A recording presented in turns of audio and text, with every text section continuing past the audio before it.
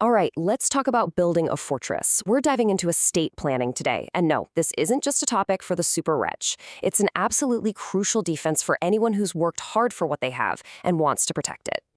So, here's our battle plan. First, we'll figure out what exactly we're defending, your financial fortress. Then, we'll get into the defenses, a fail-safe for if you can't be in command, a clear succession plan, a strategy to deal with the tax man, and finally, a really clever trick, the strategic reserve. Okay, let's kick things off with Section 1, your financial fortress. Look, before you can defend your kingdom, you've got to know its borders, right? You need to know exactly what's inside. And that's really the first step of any solid estate plan. I want you to really think about this for a second. Everything you've worked for, it's not just numbers on a page. It's a fortress you've built, piece by piece over a lifetime. So the real question isn't just what you've built, but what's the plan to defend it? The defense starts with the most obvious stuff, your physical assets. We're talking about your home, any land, any property you own. These are the literal walls and the ground of your financial fortress. And inside those walls, you've got your supplies. That's your cash, your savings. This is the treasury, the stuff that keeps everything stable and ready for whatever comes your way. And then you've got your investments. Think of these as the watchtowers of your fortress. They're looking out on the horizon, searching for growth and expanding your reach. When you put all this together, that's the kingdom you've built. And estate planning? Well, that's the defense strategy for the whole shebang. Okay, let's move on to Section 2, the incapacity failsafe. Now, the first threat we need to plan for isn't some big attack from the outside. It's actually a potential problem from within. What happens if you can't manage your own affairs anymore? This is a huge piece of the puzzle. This is such a critical question. If the ruler of the fortress suddenly can't give orders, who takes over? If there's no plan, things can get frozen, decisions get stuck, and your whole fortress is just vulnerable, all while the courts try to figure it out. This is your pre-planned failsafe. It's called a power of attorney.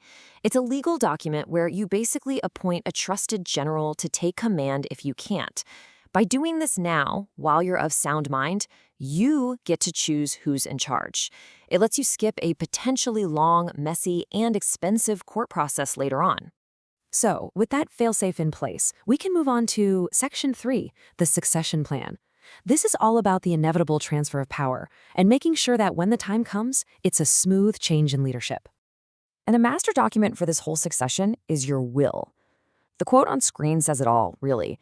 It's the legal document that lays out exactly what happens to your assets. It's your final set of orders. And believe me, without one, things can get chaotic fast. I mean, the choice here is pretty stark. If you have a will, you make your rules. You choose your heirs. If you don't have one, that's called intestacy, and the law steps in. The government has its own rules for who gets what, and let's just say it might be very, very different from what you would have wanted. Welcome to Section 4, the tax collector's toll.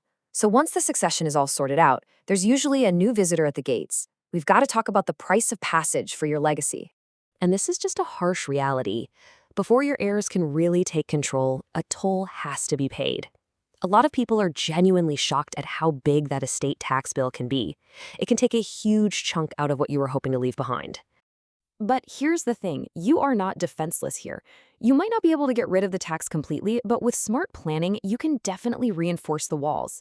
This means things like having a really carefully drafted will, making sure you use every single exemption you can, and even making some strategic gifts while you're alive to lower the final bill.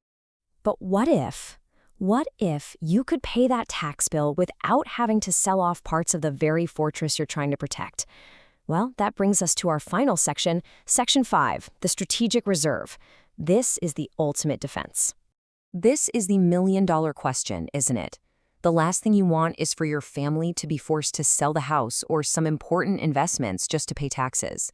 And this is where a really sophisticated but brilliant strategy comes into play. This solution is actually so clever. Here's how it works. You take out a life insurance policy, but you place it inside a trust. What this does is it creates a totally separate pot of money, a strategic reserve.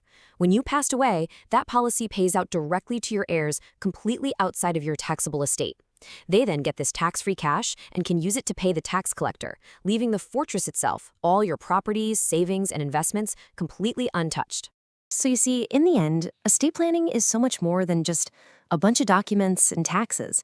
It's about making sure that the fortress you spent your entire life building stays strong and that it stands on your terms. It's about your assets, your rules, and your legacy.